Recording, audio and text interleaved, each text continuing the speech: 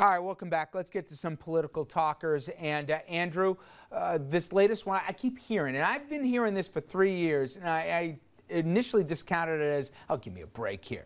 But there seems to be some momentum to this idea that the president likes to take his vacations and then some. Well, but it's really an issue about connectivity and how the American people can relate to the people who are either president or running for president. There is something of a glass houses problem at play as well. This all began with Mitt Romney taking a shot at the president's vacation schedule.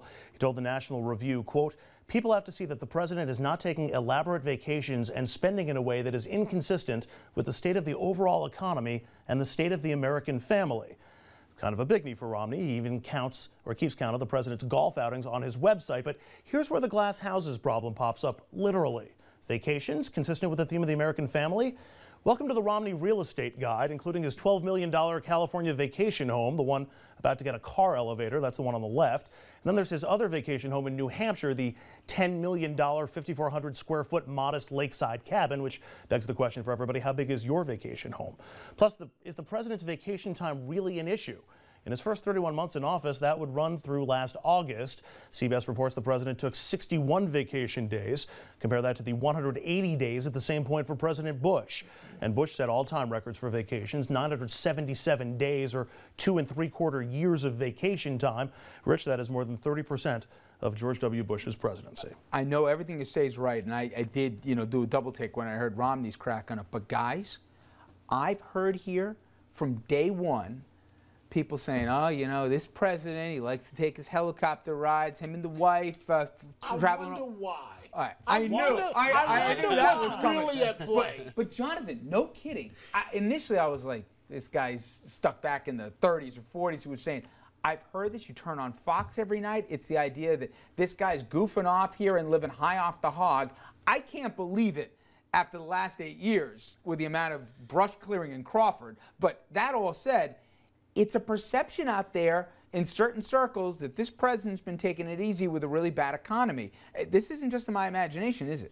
First of all, the issue was actually broken by a St. Louis reporter in an interview who said many of our viewers have noticed that you take a lot of vacations, and that started Obama being on the defensive. Then the Romney camp pounced, and then it became this whole hullabaloo. It's also a daily whipping post for Fox News. Anyway. The Fox News is definitely going to ride that story out as far as they can go. Look, I think there are a couple of things at play. First of all, with Bush's vacations, most of those vacations were at his Texas ranch. Obama's going to Hawaii, going to Spain, going to some more exotic locations. Right. And you know what? The bottom line is, the public, when you're going to Spain and going to Hawaii, it's like, what, Camp David's not good enough? Everyone understands the president has got to have some R&R, and nobody would fault him. But I'm telling you, Jonathan, the first month, Don, this is capital I R, heard, capital R. I heard, hey, he likes getting up in this helicopter, traveling around, getting all the perks here. I didn't hear that about the last guy. Listen, there are certain, here comes the softball. There are certain code words that are used, okay? With David Dinkins, the first African-American mayor of New York City, and my friend Jonathan will disagree with this, but it was always talked about that he loves to play tennis. And why does he always have on tuxedos at nighttime?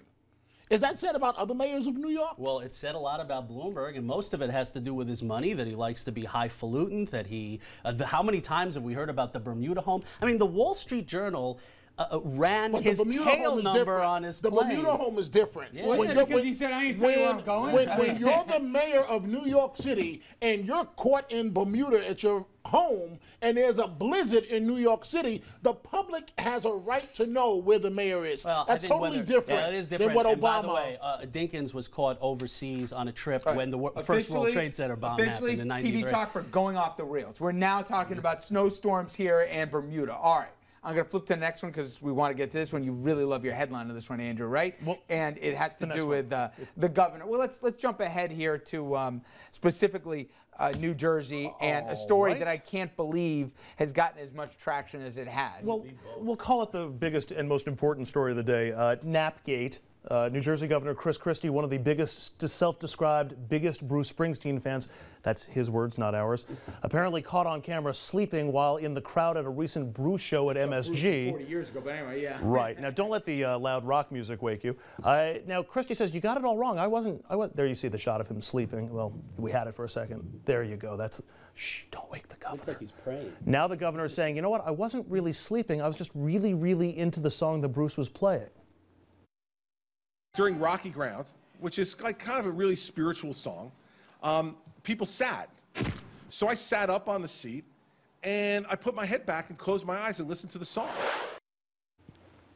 And yeah, we had it flashed up on the screen there for a second. Which is but it was... more pathetic? That he's getting a hard time for this, or that he actually addressed it and he brought up an aide to say, I really didn't fall asleep, Well, did I? that's Chris Christie. I mean, he's going to, you know, can I get a witness? I'm going to bring up, I'm going to say, you know, I did this. Look, in fairness to the governor, he's been to, I think, reportedly 130 shows. So if this was his first show, I could see that happening. But, you know, when you're at 130 Springsteen concerts, chances are you're probably a fan. Why is this even an issue? I don't even know why. I think it's not ridiculous. Government business. So what? I think it's ridiculous. He was taking a little nap. I don't think why are we even talking about honestly, to me, it speaks to Chris Christie, the man, to a certain degree, which is can't admit that he fell asleep at a concert because that would make him look bad. And I wouldn't begrudge him that. He's the governor of New Jersey. He was flying back from Israel. He's, you know, so he fell asleep during a song or a couple of songs. But it's just the refusal to admit that I did anything wrong. I'm surprised he took the bait. I would have expected Christie to say, get a life, get a grip. Let's get to a real question here. But politicians at concerts are just a whole other thing. It's kind of a weird thing. I can see there's so many things where he's like, oh God, don't go to Bermuda, don't go to a concert. All right, we're going to jump to a break.